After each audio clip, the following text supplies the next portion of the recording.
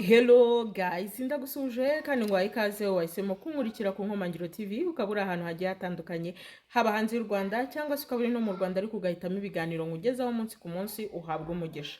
Uyu munsi rero ndizera ko aho muri hagiye hatandukanye mumeze neza ariko kandi nta nubwo navuga ngo mwese mumeze neza, burya hari n'abandi baba bameze nabi, ariko niba umeze nabi komera shikama. Imana ntabwo igihana bayo. Niba urwaye humura uzakira. Niba kandi uri mu bushomere cyangwa udafite akazi, menya ngo ejo n'ejo bundi akazi kaboneka nshuti yanjye. Page zigize igitabo cy'ubuzima bwawe ntabwo zanditsemo ubushomeri. Hari igihe wahindura page ugasanga akazi wifuza, kandi rwose Imana izi ibyo yibwira kutugirira ni amahoro si bibi, kugira ngo tureme mu mutima w'ibyo tuzabona hanyuma. So rero niyo mpamvu nguhumurije, wihangane wongereho kwihangana, ibintu birushaho kugenda neza. Tugiye kwiganirira ku cyayi cy'agatangaza. Nabyanditse kuri thumbnail, ndi kuvuga ni icyayi cy'agatangaza. Igitangaza kiraba mu mubiri wawe nukoresha kino cyayi. Uzi ibintu byinshi kivura? Kivura ibintu byinshi cyane. Icyayi kigizwe nanjye kuvuga ngo ginger, reka mvuge tangawizi niyo twese twumva, sibyo? Hakaza ibibabi by'amapera, ubwo ni tangawizi, ibibabi by'amapera, hakaza cloves, sibyo? Ibyo byose ukabibiza mu mazi. Gute rero? Fata agace ka tangawizi, hanyuma ufata amababi 6 y'ibibabi by'amapera, hanyuma ufate udusumari cyangwa se uducloves 5, hanyuma ibi biteke muri litiro y'amazi. Byumvikanye? Ibibabi 5 by'amapera, wongereho agace ka tangawizi, nurangiza ushireho cloves, karafu niyo cloves, ushireho udusumari 5 twa tundi nyine 5. Ibi ubishire muri pot cyangwa se mu saucepan, mu gasafuriya, noneho nurangiza ushiremo litiro y'amazi. Iki cyayi uzagiteka iminota 10 bibire. Ntarakubwira ukubinywa, reka mbanze nkwibwirire icyo bifasha. Umva, gifasha kongera ubudahangarwa bw'umubiri. Wa muntu ujya kwa muganga bakakubwira ngo ubudahangarwa bw'umubiri bwawe buri hasi, iki cyayi uragisabwa. Wa muntu wazahajwe n'ama infection, yaba ari iz'amaraso, urinaire, vaginal, ibyo byose iki cyayi uragisabwa, kuko gifasha mu kurwanya ubwandu bwataka umubiri. Umva nanone, iki cyayi gifasha kugabanya inkorora, ibicurane no kubabara mu muhogo. Ba bantu rero bakunze kurwara amanjine, iki cyayi muragisabwa. Mbese murumva atari icyayi cy'agatangaza?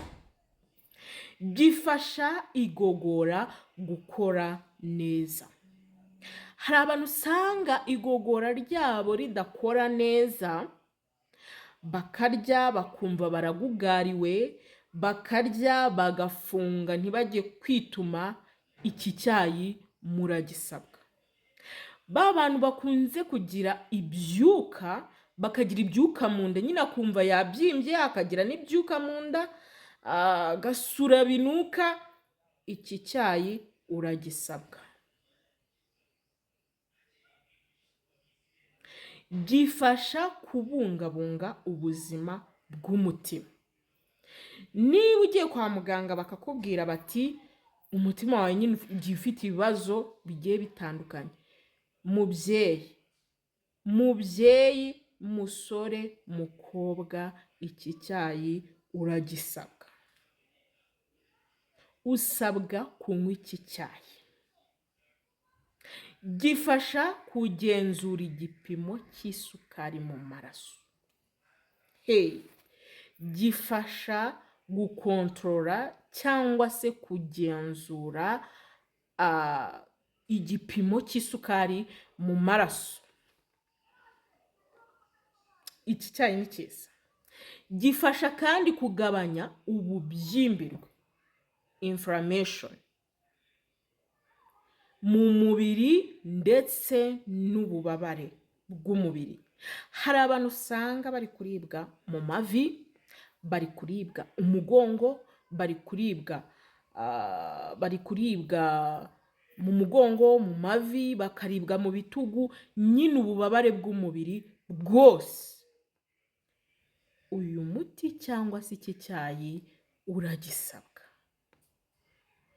Iki cyayi nkwibutse ko ari icyayi cyoza inda, cyoza mu nda. Babyeyi ntacyo muri kumvamo, cyoza mu nda. Gifasha kugira uruhu rwiza cyangwa se kugira ubuzima bwiza bw'uruhu. Iki cyayi ndakigutuye. Iki cyayi ndakigutuye inshuti yanjye. Ndakigutuye pe. Reka nkubwire uburyo ki ugomba kugifata. Hari igihe waba wabyibagiwe. Sorry. Fata agace ka tangawizi, ufata ibibabi 6 by'ibibabi by'amapera. Kaza kumbwira ngo n'ibindi bibabi, nakubwiye ibibabi by'amapera 6, ushyiremo udusumari cyangwa udukarafu 5. Nurangiza ibyo byose ubishyire muri litiro y'amazi, ubicanire iminota 10. Uzajya unywa ikirahure kimwe ku munsi. Ubikore iminsi 3.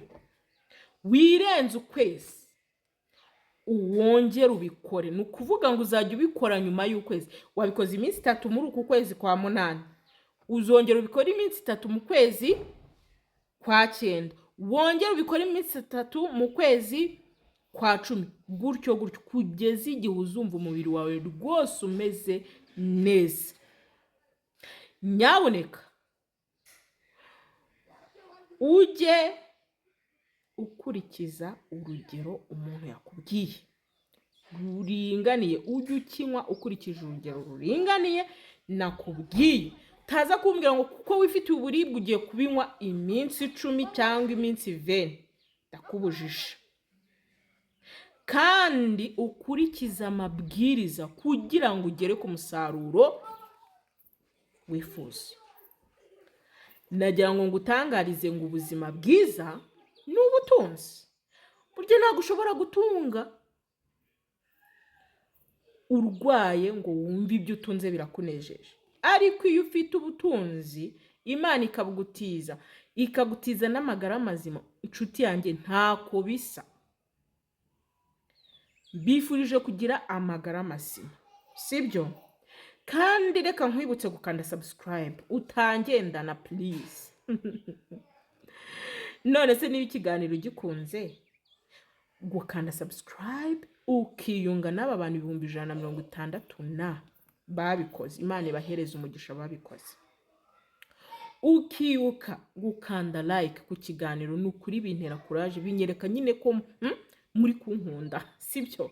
Imana ibahereze umugisha bahise babikora. Hanyuma ugakora share. Uziko hari abantu bakora share mba ntanazi, nukuri Imana ijye ibahereza umugisha. Iyo wumvise ikintu nk'iki biba byiza cyane. Kutabyihererana ukabwira bagenzi bawe. Aho ntagera nawe wahagera. Nyine tukajya dusharinga ibintu bizima bidapfuye. Nabyo biba byiza cyane. Murakoze abantu bagiye kubikora, kandi nkwibutsa kujya wandika comment, ukambwira uko ubyumvise, ukambwira ibyo tuzavugaho ubutaha, birafasha nabyo. Murakoze cyane. Reka nsaba Imana ngo ikorere muri iki cyayi, nukuri uzabona umusaruro ukiri ibyo bintu byose nakubwiye hejuru. Ndabakunda, Imana ikandusha.